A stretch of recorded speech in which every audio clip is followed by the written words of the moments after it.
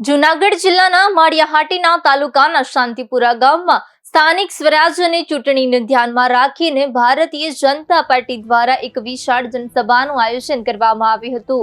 આ જનસભા ભાજપ ઉમેદવાર નીતાબેન કામાભાઈ જોટવાના સમર્થનમાં યોજાઈ હતી, જેમાં મોટી સંખ્યામાં ગ્રામજનો, કાર્યકરો અને આગેવાનો ઉપસ્થિત રહ્યા હતા। સમગ્ર કાર્યક્રમ દરમિયાન જનમેદનીમાં ભારે ઉત્સાહ અને ભાજપ પ્રત્યેનું સમર્થન જોવા મળ્યું હતું। જનસભામાં શાંતિપુરા ગામના સરપંચ અને વિકાસના પ્રતીક તરીકે ઓળખાતા કાનાભાઈ જોટવાએ પ્રચારનું નેતૃત્વ સંભાળ્યું હતું।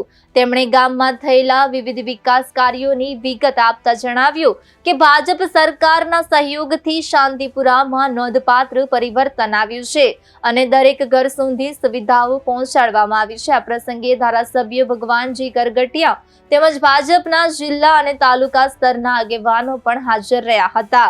ધારાસભ્યએ પોતાના સંબોધનમાં શાંતિપુરાના વિકાસને અન્ય ગામો માટે પ્રેરણારૂપ ગણાવ્યો હતો અને નીતાબેન જોટવાને ભારે બહુમતીથી વિજય બનાવવા જનતાને અપીલ કરી હતી। જનસભા દરમિયાન ઉપસ્થિત લોકોએ પણ ભાજપ ઉમેદવારને સમર્થન આપવાની પ્રતિબદ્ધતા વ્યક્ત કરી હતી, જેને કારણે સમગ્ર કાર્યક્રમ ઉત્સાહભેર પૂર્ણ થયો હતો। માળિયા મત વિસ્તારના હરેક 5 તાલુકા પંચાયતમાં મારો પ્રવાસ ગોઠવાયેલો છે।